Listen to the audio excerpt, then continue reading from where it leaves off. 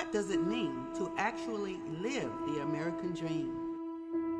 The American dream is different for everyone. The American dream is a single mother in a small town doing her best to give her children the education they deserve. The American dream is a young man in the urban city looking up at the skyscrapers around him and dreaming that one day he will run a business in one of them. The American dream is a baby born today who will one day transition from humble beginnings to the presidency of the United States of America. The American dream is realized by anyone who ever dares to hope, dares to create, dares to work hard and strive for something greater. The American dream is the ability to dream for something more and have the opportunity to see that dream become reality. Many streams converging into one mighty river. That's America, the greatest republic this world has ever known. I am Alveda King, and it's my privilege to introduce the America First Policy Institute Center for the American Dream. In 1963, my uncle, the Reverend Dr. Martin Luther King Jr. said, "I have a dream that one day this nation will rise up and live out the true meaning of its creed." The dream is alive in the hearts and minds of Americans, and the dream must continue to be advanced. Ronald Reagan told us that freedom is only one generation away from extinction, and never has that reality been more apparent than it is today. My uncle ML once said, "Injustice anywhere is a threat to justice everywhere." It is time once and for all for there to be equal access and opportunity to live out the American dream.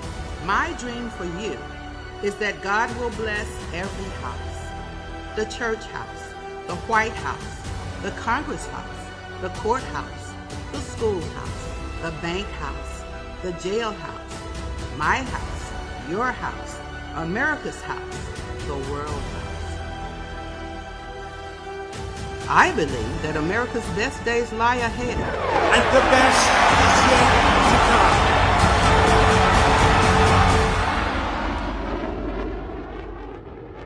The Center for the American Dream is here to defend our inheritance and create the tomorrow that all Americans deserve, from the womb to the tomb.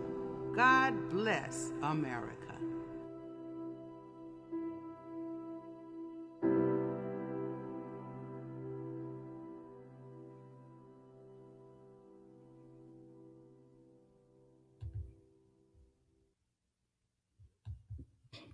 Good evening. Today is Monday, January 17, 2022, and this is the 82nd episode of New Paradigms. I'm your host, Sargis Sangari.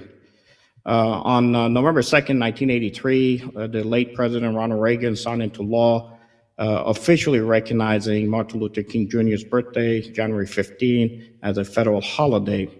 At the time of the signing, Coretta Scott King stated that this is not a Black holiday, it is a people's holiday. It has been now 53 years since that date, those dates that Reverend King has spoken to us on issues and topics of civil rights as of April 3rd, 1968. Today, it is my honor and privilege for a short period of time to be able to have as my honored guest, Dr. Alveda C. King.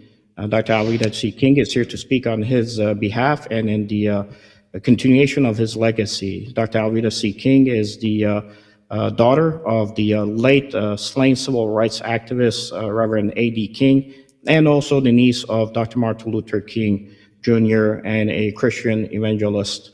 Dr. King is the founder of the Speak for Life, chairman for the Center for the American Dream, AFPI, and also currently serves as a Fox News contributor and also is a host of Alveda King's House on Fox Nation, and a film and also music veteran. Dr. King is also a former governor or Georgia state legislator, I should say, college professor, a twice assigned presidential appointee, and also a 2021 recipient of the Presidential Lifetime Achievement Award. Dr. King, it is an honor to have you here. Welcome to the show. Sargis, thank you so much for inviting me to join you and your viewing audience, your listening audience. And it's a wonderful time to be alive here in 2022 and talking about the American dream. Now, I like to believe that we all still have a dream. Martin Luther King Jr., of course, spoke of his dream, and he said it was rooted in the American dream. And then we can begin to ask, what is the American dream? And it can be different for everyone.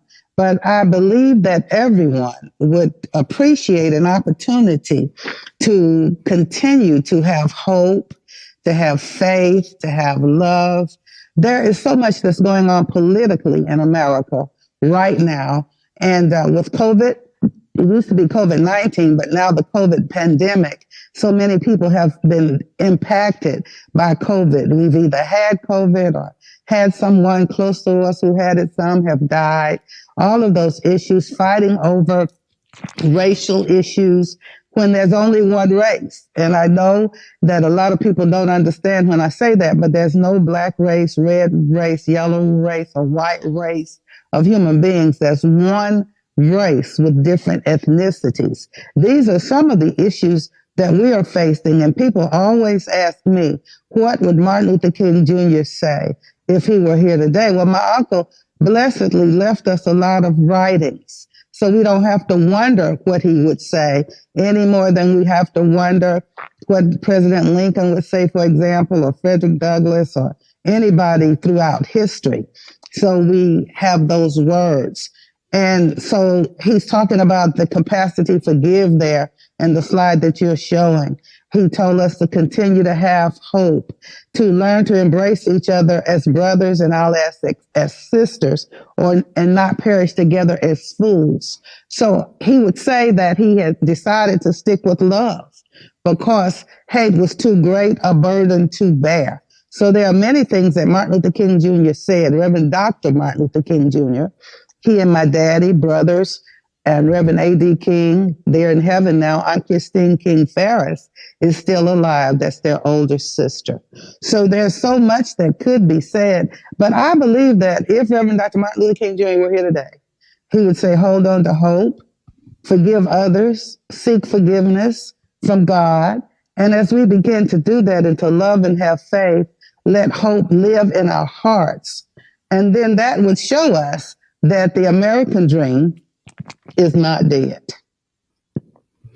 Dr. King, let me ask you, on his birthday anniversary, where do you think Dr. King would have gone ahead and either supported or gone against some of the things that are taking place as far as the direction the nation is heading? Well, I noticed that during the lifetime of Martin Luther King Jr. and my dad, his brother, for example, they were always talking about a brighter day and a better day. They addressed issues of their day and their time. There was a battle, for example, against skin color racism. And they would take Acts 17:26 out of the Bible and say, of one blood, God made all people. They were dealing with the issues of war, for example, the Vietnam War at that time. And so we can believe that the same answers that he applied in his day will still apply today. And so there are battles and wars and disputes in our own streets here in America, race wars and violence and all of that. But we still have that same answer. And those answers are timeless answers. So for the pandemic, for example, people are arguing and fussing who had a shot, who didn't have a shot, why did you take the shot, why didn't you take the shot? It goes back and forth, and relationships and families begin to divide on those types of issues. But if we can begin to communicate and talk and pray, I would add, when we do that and communicate, fear goes away, and we have an opportunity to resolve some of our differences together. Alveda, in the short time we have, I'll ask you one last question if possible, and that is on the Dr. King. He brought America's attention and focus really on and consciousness, I would say, looking at the concept of equality. And it was the promise of America that was, as we had talked about, not fully realized in his lifetime. America galvanized around that particular concept and began moving on those paths. towards actualizing his dream. Yet somewhere we diverged off that path, and it seems that as equality now devolved into equity with the critical race theory, I know you have spoken about that, or as it has now become the euphemistically stated as a diversity, equality, and inclusion. What do you think Dr. King would have done or said about it today, and how should we go forward in regards to these issues and topics? Diversity is very, very important. People have different opinions and different thoughts and different desires. We understand that. And so we come together to discuss that with regard for human dignity and regard for human life.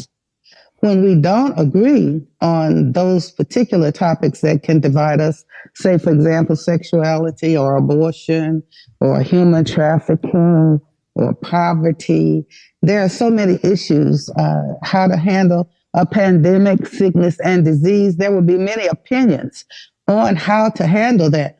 Reverend Dr. Martin Luther King Jr. said, when you value the human personality, you won't kill anybody. So we should always be seeking to unite, to come together, and to heal, to love and forgive. See, those are timeless principles, and they can be applied to every situation.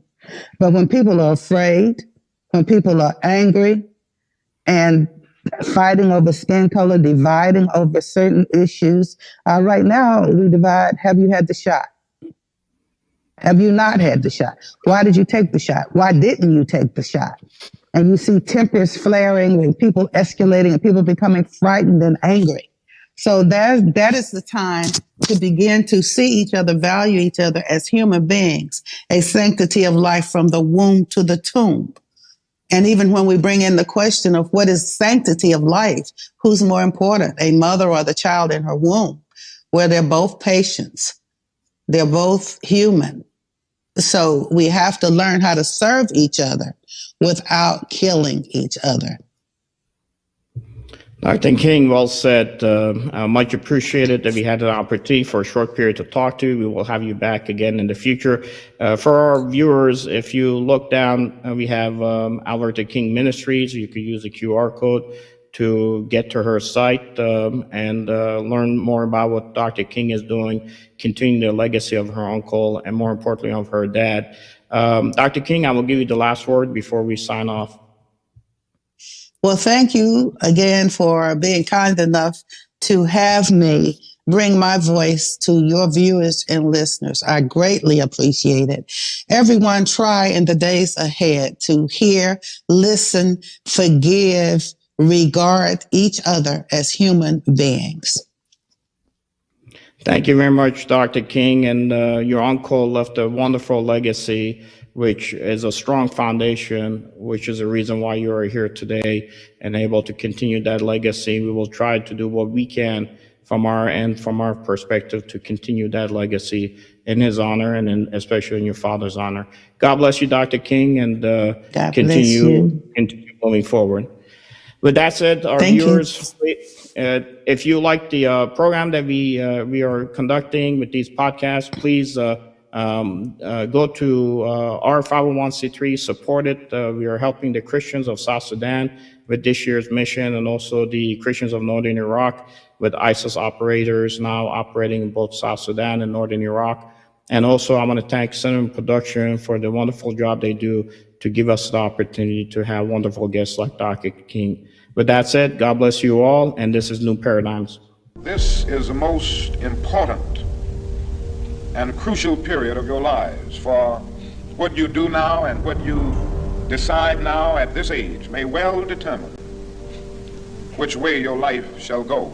And the question is whether you have a proper, a solid, and a sound blueprint. And I want to suggest some of the things that should be in your life's blueprint. Number one in your life's blueprint should be a deep belief in your own dignity, your own worth, and your own somebodyness. Don't allow anybody to make you feel that you are nobody always feel that you count, always feel that you have worth, and always feel that your life has ultimate significance. Secondly, in your life's blueprint, you must have, as a basic principle, the determination to achieve excellence in your various fields of endeavor. You're going to be deciding as the days and the years unfold what you will do in life, what your life's work will be. Once you discover what it will be, set out to do it and to do it well. Be a bush if you can't be a tree. If you can't be a highway, just be a trail. If you can't be the sun, be a star. For it isn't by size that you win or you fail. Be the best of whatever you are.